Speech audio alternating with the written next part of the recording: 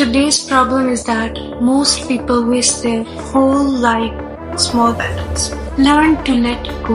Remember that the traveler of a big destination does not waste his time. He never takes part in small battles.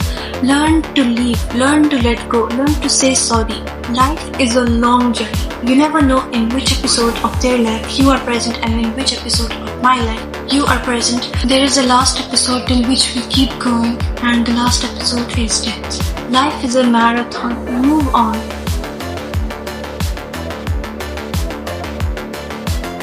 When sadness comes, it's like Mount Everest.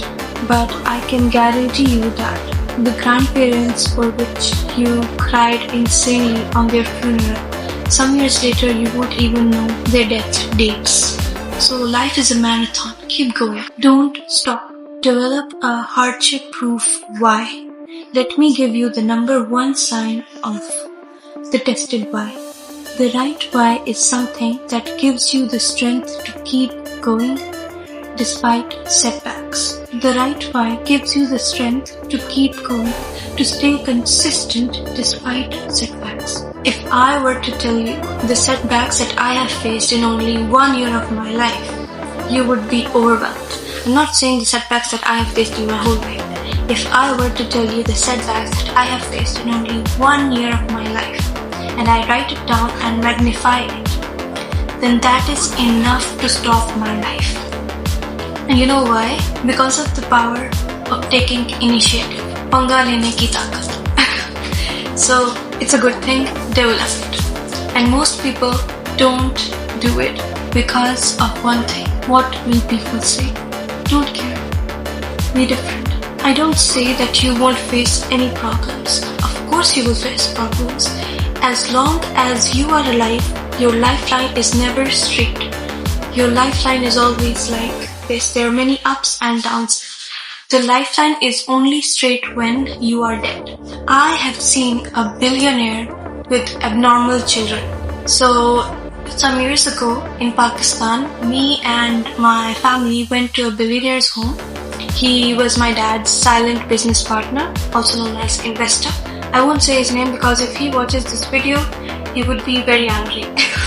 So when I saw his children, I was shocked. Both of his adult children were lisp, and his youngest child was completely handicapped and also had tumor or cancer.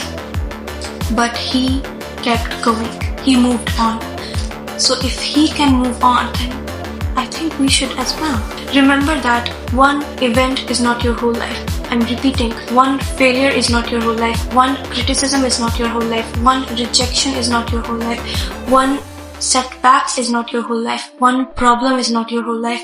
One person saying, get out, you are not great, does not define your whole life. Life is full of opportunities. Develop an abundance mindset.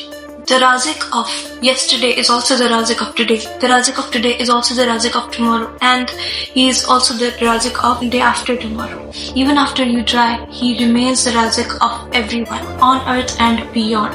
So life is full of opportunities. Now let me share one of the finest slides with you, and I want to share it as an option for you. So there are 3 tracks in life: the fast track, the very slow track, and the medium track. Which track should we choose? Provided we have to reach the destination only. Most of us choose either we choose the yellow track or we choose the red track. We have extreme behaviors. The green track is the only track on which taking everything with you is very easy. Consider the scenario that you are driving a car on a very decent speed, which is allowed, and you are also able to enjoy a cup of coffee during the drive. Now compare this to the scenario that you are driving a car at a very fast speed and you have a cup of coffee in your hand and you are going crazy what to save your life, the car, the coffee, the moment of drinking coffee, or your clothes. So which one is better? Only that speed is good during which there is no shortness of breath. If you can write only one sentence from this video, and if you can memorize only one thing, let it be that the only right speed is during which there is no shortness of breath. Only that speed is good where persistence is easy. The Prophet Muhammad, peace be upon him, would continue a good deed when he started one.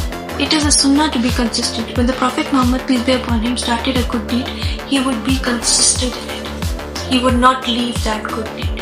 What we do is we start doing a good deed because of emotions, and then after some time we leave it. If you can write it down, kindly write down that the best track in life is one in which you can appreciate life. The best track is one in which you think that although I can double the income that I am currently making, but that would ruin my life. You don't understand what I'm saying? So I mean that when you think that I don't want to make a lot of money, this much is enough for me. At least I can go home happily in the evening. There are so many people who are rich, but they can't enjoy what they make. The fast track's destination is never in your control. You are under its control.